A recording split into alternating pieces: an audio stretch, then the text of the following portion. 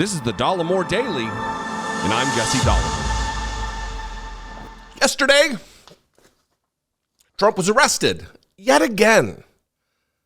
The leading Republican contender to be president of the United States, or to get the nomination to run in the general election for the Republicans, has been arrested now how many times? New York, he's got arrested in Florida, now he's arrested in this case here in D.C. He's clamoring for a fourth indictment in Georgia where he will be arrested, and we're likely going to get, or it's very possible, I don't know if it's likely, that we get an actual mugshot this time, because they're going to treat him like any other criminal defendant. And with all this talk of Donald Trump being a strong man, and he's here for it, and he's welcoming it, he's standing in in intercession for you, America, because if they don't come for him, if he doesn't stand in the way, they'll be coming after you. They're painting this picture as this robust, healthy man, and the reports suggest otherwise. They suggest otherwise so much that he was stammering and stumbling over his birthday, his age, and even his name in court. Get a load of this headline from The Independent. Trump appears to stumble over his name and age at arraignment. The ex-president struggled to string words together during his arraignment on Thursday. Donald Trump appeared to stumble over his words when he was asked to state his full name and age at his arraignment on charges of attempting to overturn the 2020 election. Get a load of that sentence. Not even the name and age stammering thing, as I stammer. But the leading Republican contender for president of the United States, there's a sentence written in every journalistic outlet out there that at his arraignment on charges of attempting to overturn the 2020 election. And Republicans, they cannot get enough of them boots. Mr. Trump arrived at the E. Barrett Prettyman Federal Courthouse in Washington, D.C. on Thursday, where he pleaded guilty to 4 criminal counts of an alleged election hoax conspiracy that led to the January 6 riots at the United States Capitol. Mr. Trump, dressed in his trademark navy blue suit and red tie, entered the courtroom at 3:51 p.m., accompanied by John Lauro, a veteran Washington-based criminal defense attorney, and Todd Blanche, a New York-based lawyer who was leading his defense in the other criminal cases against him. He was made to wait about 25 minutes before the magistrate judge entered the room at 4:15 and appeared nervous and fidgety.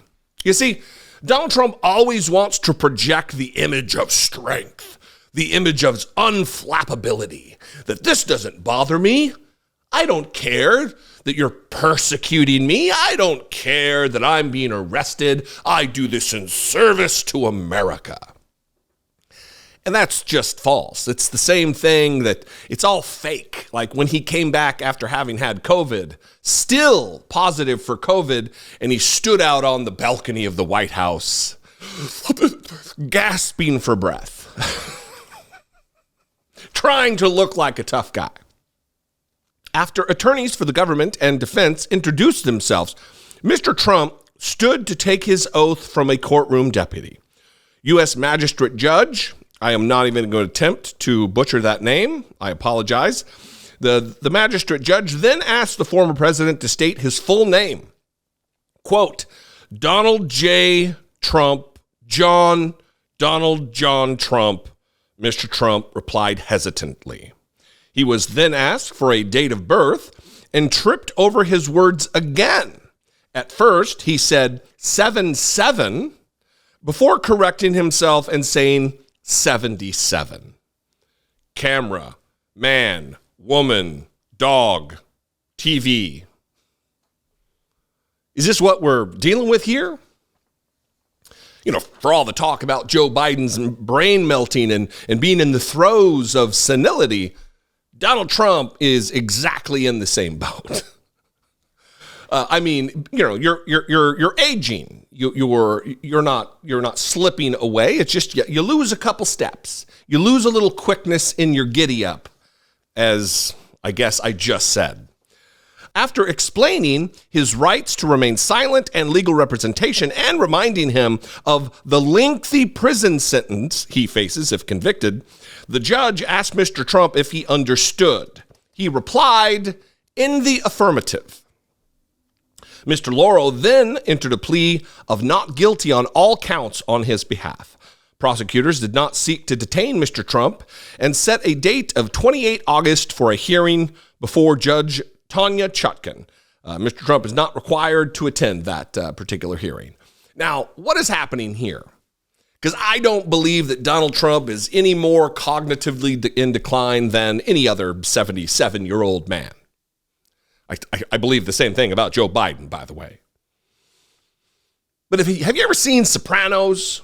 You ever seen when Junior Soprano, the uncle of Tony Soprano, the main character, when he gets into some legal trouble and starts faking being sick, starts faking being in cognitive decline due to senility?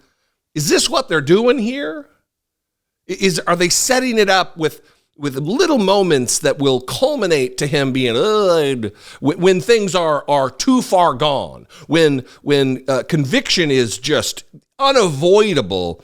Is that what they're going to do? He'll drop seeking the presidency and then act like, just put me in a wheelchair. I don't know where I am.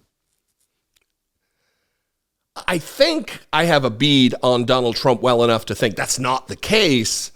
But who knows with these shifty lawyers that are in charge of extricating him from the legal morass he currently faces. What do you think? Have you seen Sopranos? What do you think? You can talk about it in the comments. We can have a conversation there.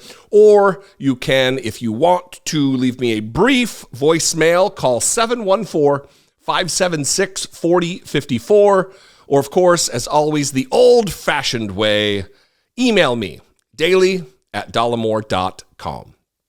If you appreciate what I do, my perspective, my analysis, my commentary, the look on my stupid face, whatever, please consider supporting this channel, helping this channel grow. You can become a channel member for $2 a month. You can hit the super thanks button, or even better, supporting everything. Well, everything supports everything. But you can go over to patreon.com/IDoubtItPodcast and help support our work there. I love you guys. I appreciate you. I'd love to see you on social media. I'm at Dollemore everywhere. And Twitter, Instagram, Threads, TikTok, the whole deal, at Dollemore. I'm lucky enough to have scored my last name, but I guess when you have a goofy last name, it's easier to do. Anyway, I love you guys. I appreciate you very much. I hope you have a great weekend. I'll see you next time. Until then, be genuine. Take care of one another.